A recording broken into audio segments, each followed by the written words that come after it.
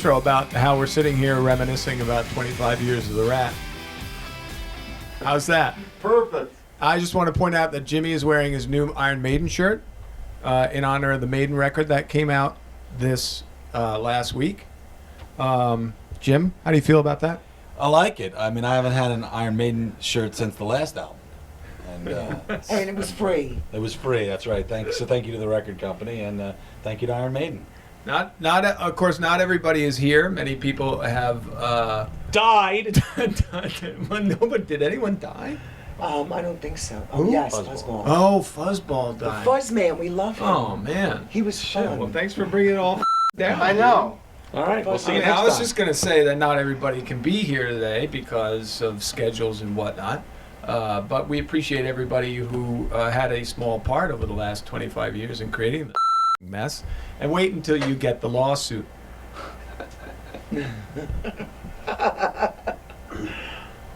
Anyway, so Gotts is behind me up there, and then sitting next to him is Eastside Dave. And then Rockin' Robin Lane is on the Hi. far side of the couch, and Jimmy Steele, of course, sitting to my left, your right. I was Shotgun if we were in England. Shotgun, right. I was asked to introduce everyone, so that's what I did there. Does anyone have a story they would like to tell about the first time that they were on the air on the Rat? Sure. I got one. Dave would like to tell a story about the first time he was on the air at the Rat. Yes, well, some of you may know or may not know that I started here full-time with Morning Rat Race in 2014. However, there is a little factoid, which is I was trained in 2005 by none other than Rockin' Robin Lane and Mr. Big Deal, Real Deal Jimmy Steele. They actually trained me because I was here at the Rat. I was employed for in 2005 for a few things, and it was very great. I had a lot of my friends listening because I grew up 1.5 miles from the Rat, so I had all of Monmouth and Ocean counties listening, and it was the most wonderful experience of my life. And I owe the board op experience all to Robin and Jimmy for their encouragement. Which means we had the chance to kill him, and we didn't. Oh, so sad. Robin? Obviously, we didn't do a very good job. Oh. I'm only joking, babe. Wait, you know how to run the board? Oh yeah, well in 2005, Back when we had that old ratchety board in the old 2005, studio. 2005. I could take a random Tuesday off and This is the perfect segue to my first day on the air. I came from Long Island. Beautiful building, concrete, glass, the whole 9 yards, state-of-the-art equipment, and I get offered a job here, and I was all excited about the fact this is a brand new active rock radio station, and this is going to kick ass. So I take the job, and I walk into the studio, and I go, this is charming, and it was charming for many, many years, and it was different, you know. It was like, I guess like a teenager's bedroom. And a lot of things happened in that studio that I don't think I could say on camera, but no. So that was my first day on the air, and then I got to play, you know, all these great bands, and the station rocked really hard. I was like, this is awesome. What about your first day on there, Jim? But you were kind of a holdover, though. Yeah, I was with the other station, WADB, and then they kept me on, and I don't necessarily remember my first day on the air, but I remember the first day of the Rat and the hours leading up to it, where myself and Carl and a gentleman by the name of Freddie Clark were labeling CDs in these things called jewel cases, which we still have some in the studio of them. They're like a relic.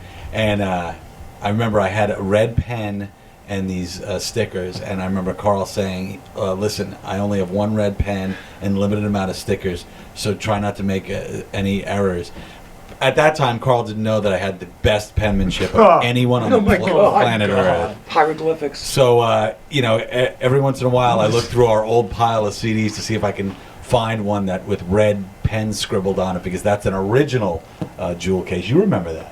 I remember that, and Jimmy's handwriting is the worst on the planet. Oh my God. Hey, Robin, what did Rob Halford say the second or third time he came into the studio before we had it rebuilt? He walked in and he looked around the old studio and he goes, nice to see you. Same old toll. That's great. I love that quote. Same old hole. He pissed in the bathroom. He pissed everywhere. In the Can I Wait, see what this was for a that, sec? Gods? He when Rob Halford came in, he was like, "Where's the bathroom?" You know, in that English accent. I said, "Right down there in the hallway, you know, to the right." And I went in after him, and there was piss everywhere all over behind the. He literally the big- pissed. Oh, you mean it wasn't in the toilet? Yeah. Oh. He pissed everywhere. He's a splasher. He's a splasher. He totally was. Gods, when was your first day? I mean, I think people would like to know My about that. first day on the air. Oh God. I believe Carl and at the time Marty was still present. They were away, and we had a contest going where we were giving away bull riding tickets. That's a great story. And Jimmy Steele was doing his show, and he was like, let's make this interesting. So him and Jackie from our promotions department drew a bullseye on my chest and had me right out here on the corner of 18th and Main, and people were throwing sandwiches meat at me to get the bull riding tickets. Were you on the air already, or were And you the just cop. I just filled in with Jay. That was the first time I was on the air. Then we got nervous because there was a cop that pulled up and we thought he was going to say something. And the cop just flings this frozen steak right at Yeah. God's chest. Oh, look here. Let me say the mic. Oh my God! Big surprise. Who's late all of a sudden, huh? Well, you know, gotta keep up the rep. Oh, Steve Hook Why should tradition in the house. I never saw the email. Swear to God. But it was only there for 8 days Well, or I've so. been dealing with bad back. I've got a herniated disc. I've been diagnosed. So your back, Going down the shitter. his back prevents him from getting the internet. Yeah, there time I was very young, and my rat career was I had to work. I was given the overnight for Christmas Eve and midnight to 6, and I was keeping tabs on the Christmas Story and giving updates on the air on 95.9 The Rat of where Ralphie was and this and that, and it was a magical moment. Steve, the first time you were on the air. You call First time I was on the air here. Yes. Oh, goodness gracious. I don't know, but I do remember when we first started in that old studio with the pot board and the trigger to fire the CD was actually an 8 what was it? It was a film canister with a button in it, totally rigged. Yes. Totally a homemade job, like your crazy uncle that did everything would rig the station. It was funny, and I remember seeing some of the first earliest part-timers we had, and this one guy was like I don't know if you guys remember this guy. He was an old guy that was obviously an old school radio hound. And he's like, I can't get over some of the band names here. Screaming trees, smashing pumpkins. I don't know whether to, talk about the songs or give them a menu. it was like really, I'm like, well, you're going to last about a weekend now. You're not long for this world. And then I do remember the first time I had to correct Uncle Leo, who was a great fella. That's my story. Yeah. Okay. Well, then we'll let Robin tell that story. But Lee was great. I will say this before I hand it off to you, Robin. Is that one of the first things I do remember was one of our very first appearances we ever did in public was Carl broadcasting or doing cut-ins anyway from the Point Pleasant Seafood Fest, and I was actually on the board here.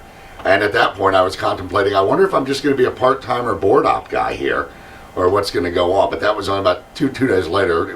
The whole air shift was settled up. So tell the story, Robin. About Uncle Leo, our overnight guy, who actually did overnights here for 50 years. Long before the rock came along, it was WADB. Like literally 50 years. Yes, he was here since, a kid, like he was 20-something years old. 68. It's 19, he was maybe a 22-year-old kid at the time. And when, Burke bought the WADB and turned it into the Rat with Lenny Block and Dan Finn, Lee wanted to stay on. So we went to Lenny Block, and he said, I really, really want to stay here. I will learn the music. I'll learn the name of the bands. Please give me the chance. So we kept Uncle Leo on. He was such a great guy. We learned a lot from him, and he was the most humble person you ever met. So I'm driving home from a gig one night at midnight, and I'm hearing Lee on the air. This is the new from Metallica. And I'm like, oh my God. And the next morning I came in to do my show and Carl was on the air. I go, you might want to talk to Uncle Leo about how to pronounce some of the names of the bands. But you know what? His heart was in it, and he was with us for most of this 25 years. And I don't want to cry. I'm going to take this away. He's alive. He is alive. So Yes, he is. let's not. He knows all the doo-wop names. He's a great guy. Yeah, we we had some weird times in the beginning when the station first started, like with gigs and on air and stuff, and you think back, and I remember going to a gig with Steve and Doug the Promo Rat and our buddy Pete Iridoy.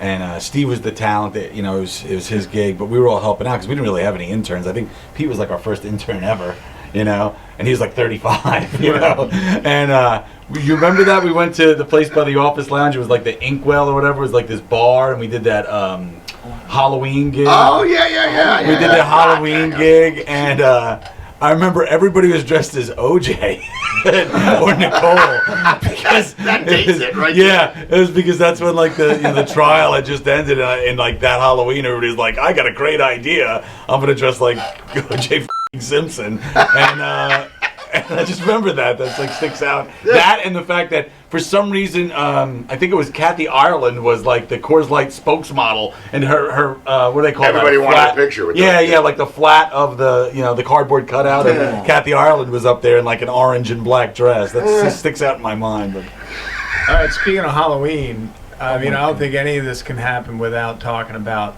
the annual Halloween party, which is epic. I mean, it's just become a thing of folklore and great times. And do you guys remember the first costume you wore at Yes. the haunted house Halloween party? Yes. Robin remembers. What Yes. do you remember? I remember everything everybody wore. So should I go through the list or should I just talk about myself? I would just tell yours. I mean, if anyone Because- can remember theirs, or I'd say this: if you can't remember yours, let Robin tell. I will, because it stands out in my mind. This is one of my greatest memories of being here at the Rad. Was our very first Halloween party. Bunch of regular blue collar jag-offs. We rent a limo, right? I think we got it on trade. So I was a madam. Steve Hook was a transvestite hooker. Dan, No, listen. Now you're assigning a gender to me. no, back then you could've done that. transvestite means you dressed up. I don't care. Okay. You wore a midriff with your beer gut, for crying out loud. I did. Dan Finn, our general manager at the time, who's now our senior vice president, was Big Daddy Pimp. Marianne Nothing's Shell. changed.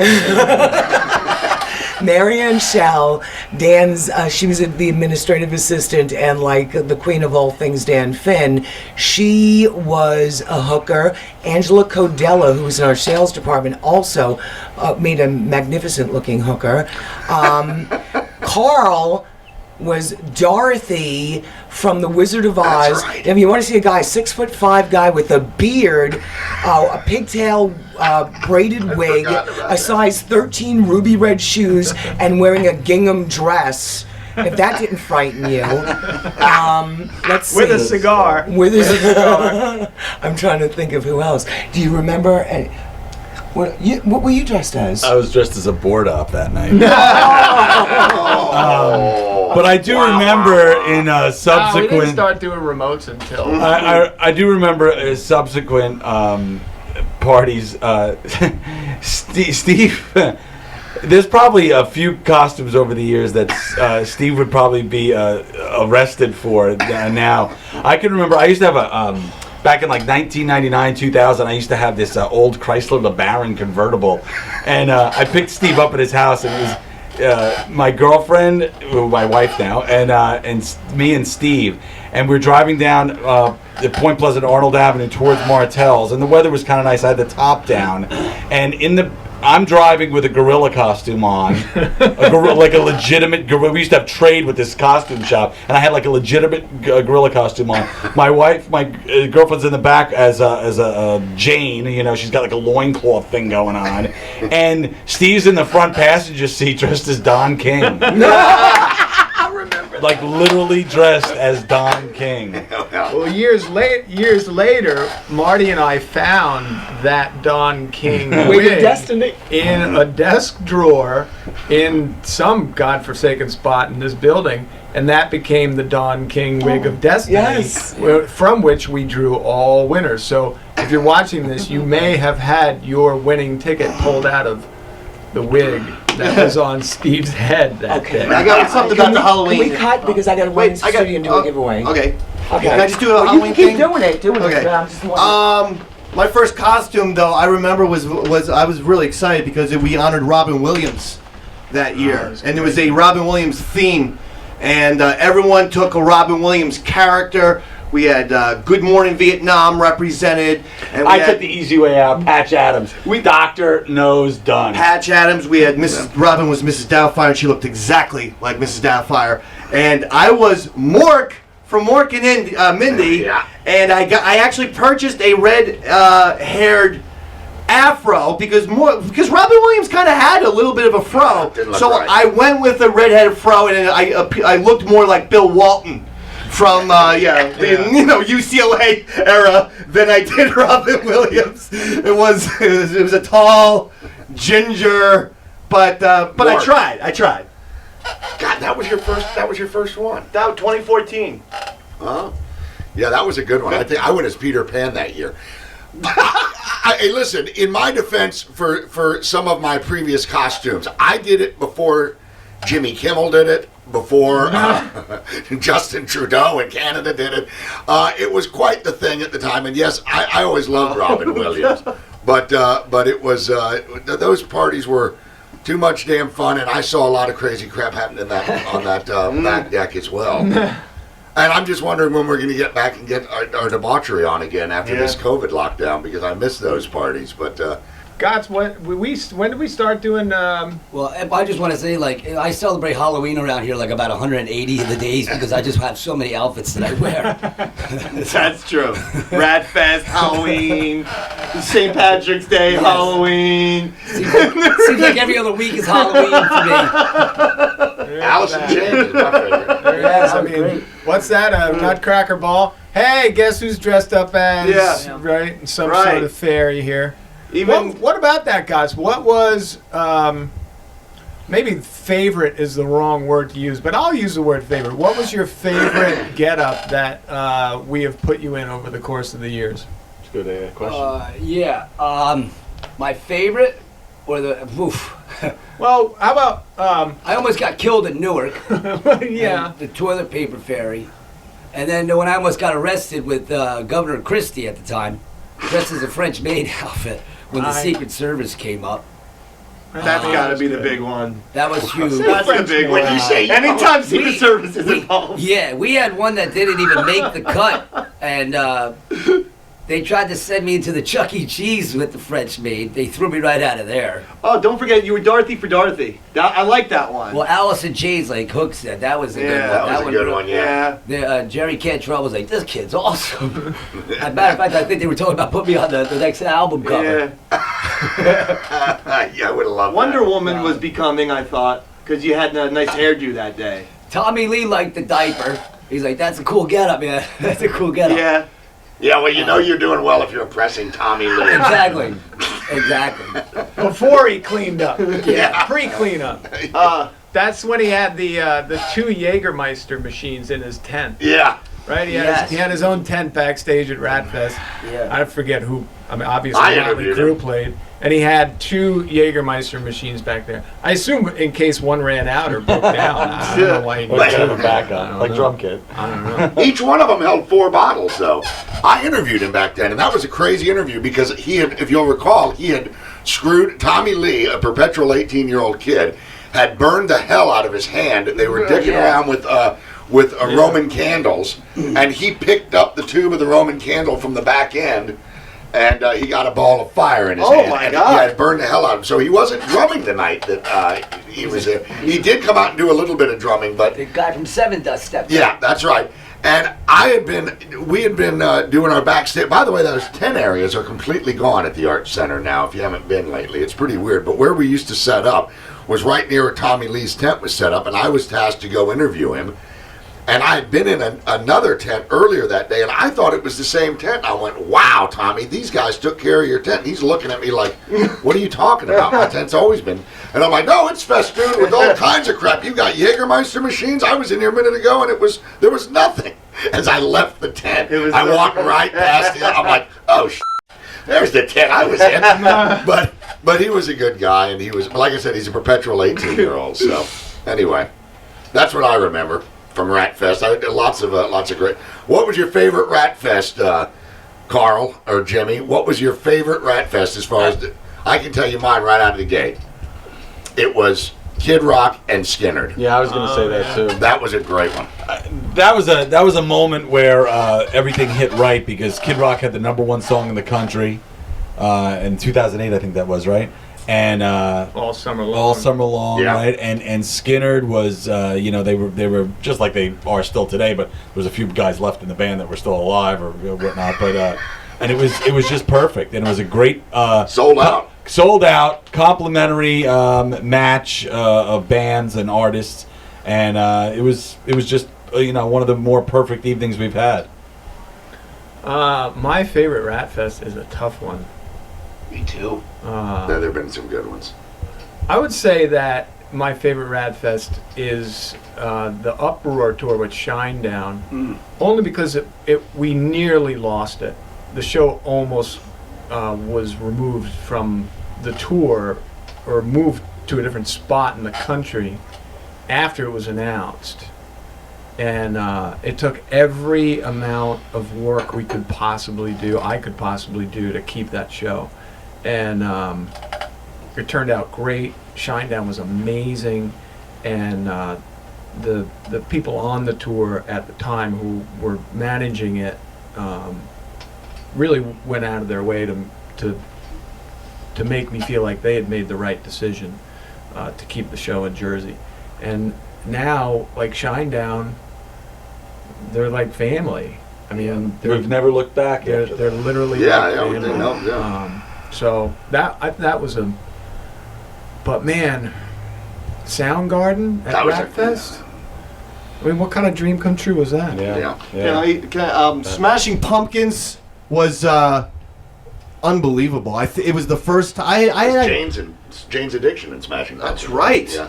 And I had been a Smashing Pumpkins. No, it was Manson. Yeah. Wasn't it Manson? Marilyn Manson and Smashing Pumpkins, the 2015 Rad Fest, featuring the Smashing Pumpkins and Marilyn Manson. It was July 29th at BNC Arts Center. And I'm now just reading off the poster, obviously, behind Tom. But the point is, I had been Smashing. One of the great things about working at the Rat is that, you think you've seen all the rock bands, because I love rock music, especially rock music from the 90s. And you think that you've seen it all, and I had realized I had never seen Smashing Pumpkins. It was so bizarre. And so I was able to get to see one of my favorite bands. I believe that they are Rock and Roll Hall of Famers, or they should be. And to see Billy Corgan, to see Smashing Pumpkins, they put on a great show. It's like, this is Rat Fest, man. I mean, this is a huge, legendary band, one of the best of the 90s. To see them live at Rat Fest. They were good. It was huge. So that was, for me, Gots. I still remember when Hook was interviewing Korn, and it was like 10,000 degrees out. Oh God, Monkey! Oh my God, that show was. It was so hot out. So hot. And Flyleaf was opening up, and we went on their tour bus, and we were doing the interview, and Lacey, I believe her name was, right? Yeah. This chick was so whacked out. She curled up in my arms like a baby to do the interview, like just lay right here. She was like, I was like, what is this girl doing? And that was the first time Five Finger Death Punch came around. Yes, because they played like the side stage. Right, the monster one, right? Yeah. Yeah. Oh, that was brutally hot. The air conditioning broke on her tour bus, and we were all just dying in there.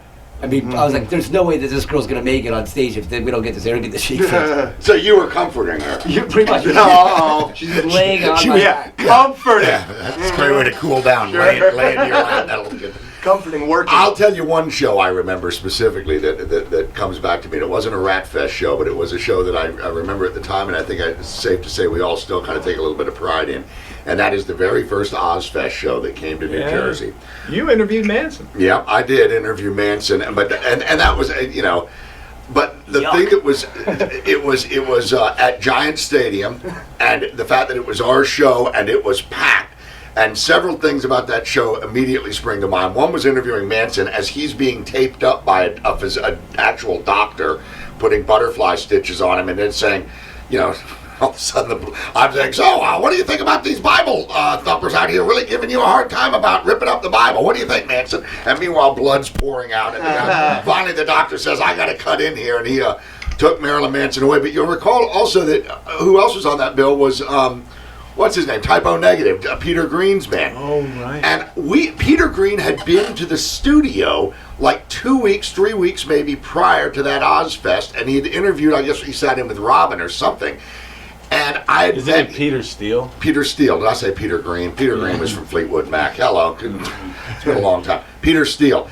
And Peter Steele, I met him, and he was a super nice guy. Big son of a bitch he was. Good God, he was tall. He was as tall as you, Carl, and about a lot wider. But in the halls, in the bowels of Giant Stadium, as I'm walking back there to do the interview with Manson, he walks by with his girlfriend, who was a cute little number, about 5'4" to his 6'7" or whatever. And I looked at him and smiled, and he didn't recognize me at all. He goes, "What the f*** are you looking at?" Oh, jeez. And I was like, "Oh, hello there, Mr. Steele. How are you?" What do you say to that? I'm like, "Oh, nothing, man. I just." That was a scary show, if you remember. Like when Sabbath came on. If you remember, that was like one of the first big reunions with Ozzy and Sabbath. Yeah. And Was that Sabbath? yeah, 97. Yeah, it was Sabbath. Ozzy. And people were, No, it was Ozzy did one set, and Yeah. then Sabbath came on. and when they started playing the Sabbath tunes, people were jumping from the lower level onto the ground, and you just saw these people swarming. There's like I remember how lemmings. it was really freaky, man. Well, Like, they did that with Pantera too. Yeah. Remember, we were all up in the booth. people were going nuts, man. It was a crazy time. But I actually found some pictures of that. We could probably put up on WRAT.com. Oh, You yeah. can check it out. That was crazy. Pretty wild stuff. Beautiful day, though. You look at the sky. It was a beautiful day. That was a beautiful day.